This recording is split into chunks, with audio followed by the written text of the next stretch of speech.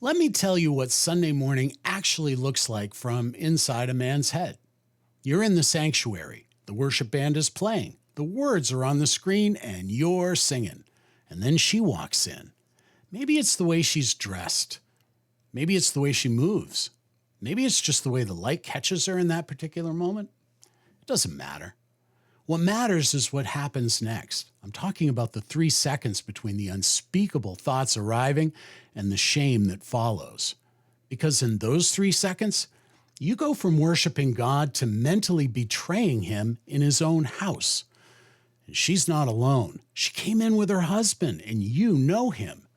He's in your men's group. He already knows your real story. He's one of the men you're supposed to be fighting this battle with. And you just had thoughts about his wife in God's house while he stood 3 feet away with no idea. And it hits you like an anvil. You know that moment in Looney Tunes when the coyote trips his own trap and the Acme anvil falls and flattens him completely, and he looks like a rug on the desert floor? Well, that's how you feel. 1 second you're standing upright, singing about the goodness of God, and the next second, the weight of what just happened flattens you completely.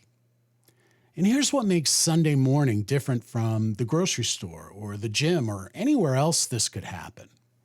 The shame is proportional to the holiness of your environment. The same thought that produces guilt on a Tuesday produces devastation on a Sunday, because you're standing in the presence of God, singing about his goodness, and your mind just went somewhere you'd never admit out loud. And Matthew 5:28 is right there in the back of your head.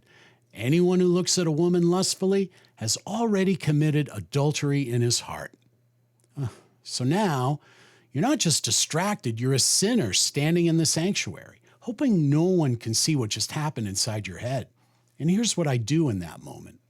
I bring it right to God, right there, mid-worship song, eyes still on the screen. I pray, Lord, what am I doing? Why am I doing this? I am so sorry. The shameful apology delivered quietly while the band plays and the people around me have no idea. And here's what I've had to learn about that shameful apology. It's not evidence that you've gone too far. It's evidence that something changed when you got baptized.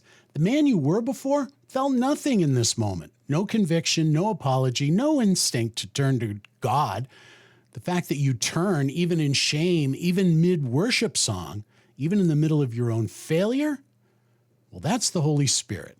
That's conviction working exactly the way it's designed to work. Not condemnation, conviction.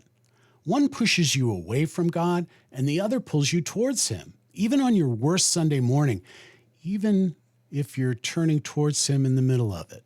You're doing something right. The man 3 pews over is having the same experience. He just hasn't said it out loud yet. Neither of you, until now. And this week, we're going to talk about what you can actually do with that. This is our secret war. And in this battle, it's never been more important to stay connected to him.